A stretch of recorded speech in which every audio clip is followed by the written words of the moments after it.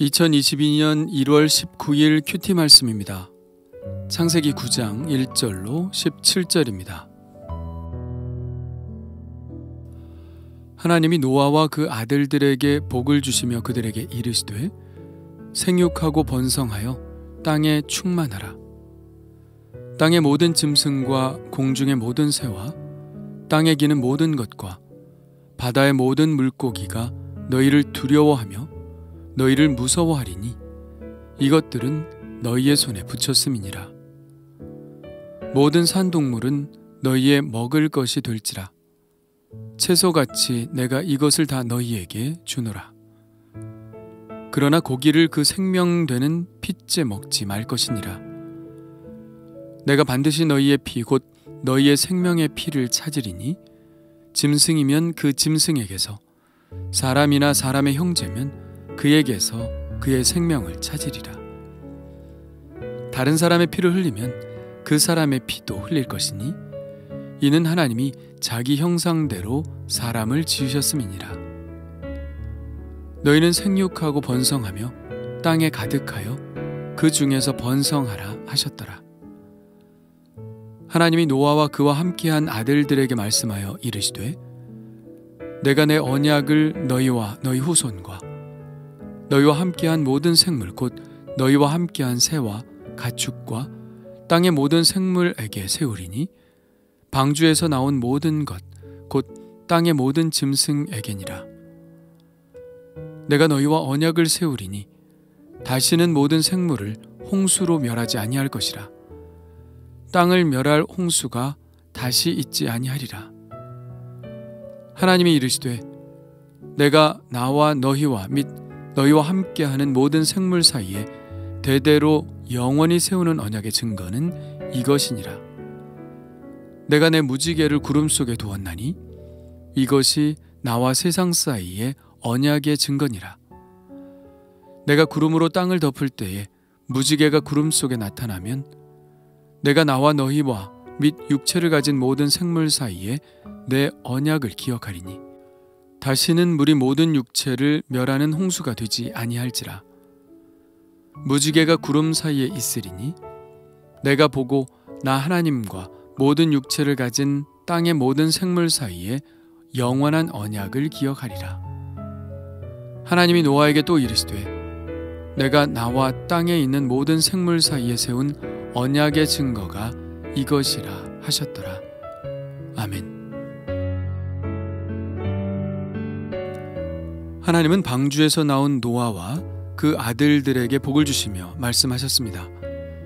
생육하고 번성하여 땅에 충만하라. 땅의 모든 짐승과 공중의 모든 새와 땅에 기는 모든 것과 바다의 모든 물고기가 너희를 두려워하며 너희를 무서워하리니 이것들은 너희의 손에 붙였음이니라.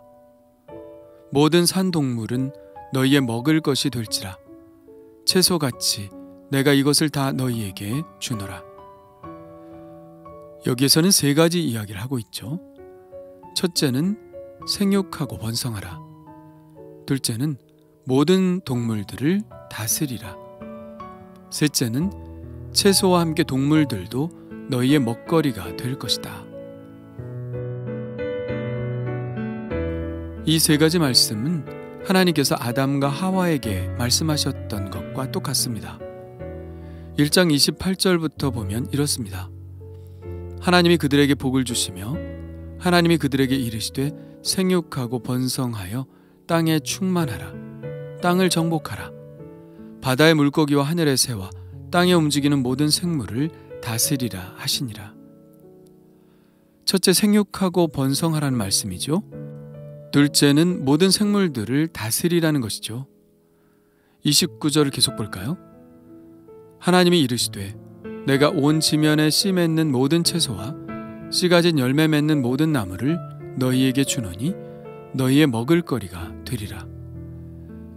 셋째, 식물들이 먹을거리가 될 것이라는 말씀을 하고 있습니다. 첫 인류인 아담과 하와에게 했던 말씀을 그대로 노아와 그의 아들들에게 하셨다는 것은 이제 노아와 아들들이 이 세상에서 다시 첫 인류가 되었다는 것을 말씀하시는 것이죠. 그런데 다른 점이 한 가지 있죠. 추가된 것이 있습니다. 아담과 하와에게는 식물들만 먹을 수 있다고 하셨는데 홍수 이후에 하나님은 동물들도 먹을 수 있도록 하셨습니다. 이것은 먹을 것을 위해 동물을 도살할 권리를 인간에게 주신 것을 말합니다. 그런데 왜 하나님께서는 홍수 이후에 육식을 허용하셨을까 하는 질문을 갖게 되죠. 이 질문에 대한 정확한 답을 찾기란 쉽지 않습니다. 우선은 환경의 변화에 대처할 수 있도록 하시기 위해서라는 생각을 해볼 수 있죠. 어제 보았던 말씀 마지막에 의미심장한 말씀이 있었죠. 땅이 있을 동안에는 심음과 거둠과 추위와 더위와 여름과 겨울과 낮과 밤이 쉬지 아니하리라. 지구 환경이 변화가 되니 먹을 양식을 위해 일하는데 더 많은 힘이 필요하게 되었고 이 힘은 단백질에서 나옵니다. 그래서 육류를 통해 단백질을 합성하는 필수 아미노산들을 쉽게 얻을 수 있도록 하신 것이죠. 또 하나는 하나님의 양보로 해석할 수 있는데요. 아담과 하와에게는 채식만을 허락하셨지만 인류는 그 이후에 암암리에 육식을 행하고 있었을 것입니다. 죄가 들어온 후 먹는 문제에 있어서도 이미 창조의 질서가 깨어진 것이죠. 가인의 자손 중 아담의 8대 손인 야발은 가축 치는 자의 조상이 되었다고 했는데 그것은 이미 고기를 먹기 위한 목축이 시작된 것으로 볼 수 있죠. 인류는 이제 고기를 먹지 말라고 해도 어차피 먹을 것이라는 것입니다. 그래서 하나님께로부터 돌아선 인류에 대한 하나님의 양보로서 육식을 허용하셨을 것이라는 것이죠. 그런데 오늘 말씀에는 고기를 먹기는 먹되 한 가지 단서가 더 붙습니다. 4절입니다. 그러나 고기를 그 생명되는 핏째 먹지 말 것이니라. 이 말씀을 원문 그대로 옮기면 이렇습니다. 살을 그것의 영, 곧 그것의 피와 같이 먹지 말라. 피를 왜 먹지 말라고 하냐면 피가 생명 곧 영이기 때문입니다. 성경에는 영이 곧 생명이죠. 그러므로 핏째 먹지 말라는 말씀은 동물을 도축할 때에도 생명을 존중하는 마음을 품으라는 말씀입니다. 그러면 이런 질문을 할지 모르겠습니다. 그러면 선지는 먹어도 되나요? 예, 결론적으로 말하자면 먹어도 됩니다. 그런데 오늘 말씀에 핏째 먹지 말라고 했는데요. 그렇게 따진다면 우리는 돼지고기, 삼겹살도 먹지 말아야 합니다. 성경에 나와 있으니까요. 랍스터도 먹지 말아야 하고 오징어, 낙지와 같은 것들도 먹지 말아야 합니다. 부정한 음식이니까요. 고기와 젖을 함께 먹지 말라고 했으니 앞으로 맛있는 치즈버거도 먹지 말아야 합니다. 프라이팬에 버터를 두르고 구운 스테이크도 먹지 말아야 하죠. 또 기름으로 구웠더라도 그 스테이크에 피가 전혀 없으리라고 어떻게 장담할 수 있겠습니까? 순대도 먹지 말아야 하죠. 그러니까 우리가 유대인이 되고자 한다면 먹지 않아야 되겠지만 그냥 그리스도인으로 살려고 한다면 자유롭게 먹는 것이 좋습니다. 왜 그럴까요? 예수님은 우리가 음식을 먹는 것에 대해서 해방을 주신 분이기 때문입니다. 예수님은 이렇게 말씀하셨죠. 입으로 들어가는 것이 사람을 더럽게 하는 것이 아니라 입에서 나오는 그것이 사람을 더럽게 하는 것이니라. 그러니까 먹는 것에 시험 들지 말고 자유롭게 먹고 우리가 더욱 주의해야 할 것은 먹는 것이 아니라 마음을 아름답게 하는 것이라는 말씀이죠. 더 나아가서 예수님은 우리에게 피를 먹으라고 말씀하십니다. 누구의 피죠? 예, 바로 예수님의 피입니다. 내 살을 먹고 내 피를 마시는 자는 영생을 가졌고 마지막 날에 내가 그를 다시 살리리니. 그러니까 우리가 이 4절의 말씀을 받아들일 때 동물을 도살할 권리를 사람에게 주었으니 동물을 먹되 그 생명을 존중하라는 말씀으로 받아들이면 됩니다. 이것은 5절과 6절을 보면 더 명확해지죠. 내가 반드시 너희의 피 곧 너희의 생명의 피를 찾으리니 짐승이면 그 짐승에게서 사람이나 사람의 형제면 그에게서 그의 생명을 찾으리라. 다른 사람의 피를 흘리면 그 사람의 피도 흘릴 것이니 이는 하나님이 자기 형상대로 사람을 지으셨음이니라. 피를 흘린 자는 그것이 동물이든 사람이든 똑같이 피를 흘리게 될 것이라는 말씀입니다. 무슨 뜻인가요? 절대로 다른 사람의 피를 흘리지 말라는 것이죠. 다른 사람의 피를 흘리지 말아야 할 이유를 이렇게 말씀하고 있는데요. 이는 하나님이 자기 형상대로 사람을 지으셨음이니라. 우리는 모두 하나님의 형상입니다. 그러므로 우리가 서로를 해치면 그것은 하나님의 형상을 해치는 것과 같은 것이죠. 사람을 해하는 것은 사람에게 죄를 범하는 것이 아니라 하나님께 죄를 범하는 것입니다. 우리가 하나님을 존중한다면 하나님의 형상인 사람도 하나님처럼 똑같이 존중해야 할 이유가 되는 것이죠. 그런데 우리에게는 이런 하나님의 법이 사실 필요가 없습니다. 왜요? 우리는 그런 수준에서 사는 사람들이 아니기 때문이죠. 우리는 이웃을 내 몸과 같이 사랑하는 사람들이기 때문입니다. 우리는 우리의 이웃들 안에 있는 하나님의 형상을 봅니다. 하나님이 공들여 만드신 하나님의 작품을 봅니다. 그래서 주님을 사랑하듯 우리는 우리의 이웃들을 사랑하는 것이죠. 여러 가지 이야기를 했지만 지금까지 하나님께서 하신 말씀의 핵심은 홍수 이후 새로운 인류인 노아와 그 가족들을 축복하셨다는 것입니다.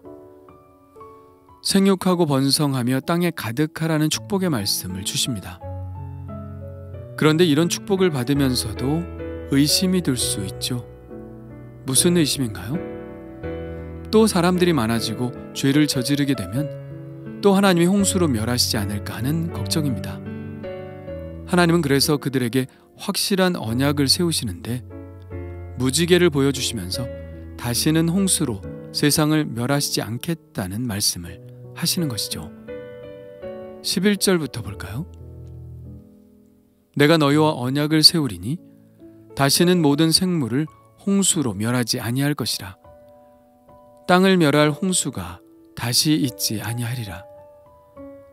하나님이 이르시되 내가 나와 너희와 및 너희와 함께하는 모든 생물 사이에 대대로 영원히 세우는 언약의 증거는 이것이니라. 내가 내 무지개를 구름 속에 두었나니 이것이 나와 세상 사이에 언약의 증거니라. 그렇다면 무지개는 홍수 이전에는 없었을까요? 만일 그렇다면 홍수 이전에는 비가 내리지 않았을 수 있습니다. 2장 6절에 보면 안개만 땅에서 올라와 온 지면을 적셨다고 말씀하고 있죠. 그런데 홍수가 나자 궁창 위에 물이 쏟아지고 비로소 햇빛이 물방울을 비추게 되어 무지개가 형성이 된 것입니다. 이것이 완전한 설명이라고 볼 수는 없겠지만 중요한 것은 홍수 이후의 사람들은 무지개를 볼 수 있었고 하나님은 그 무지개를 통해 모든 살아있는 생물들과 분명한 언약을 맺으셨다는 사실이죠. 다시는 홍수로 멸망시키지 않을 테니 마음껏 생육하고 번성하라는 축복을 주고 계신 것입니다.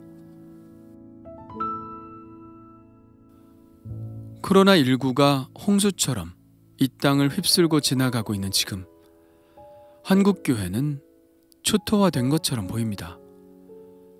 이것이 교회에 대한 하나님의 심판이라면 심판이 아닐까 생각도 해보았습니다.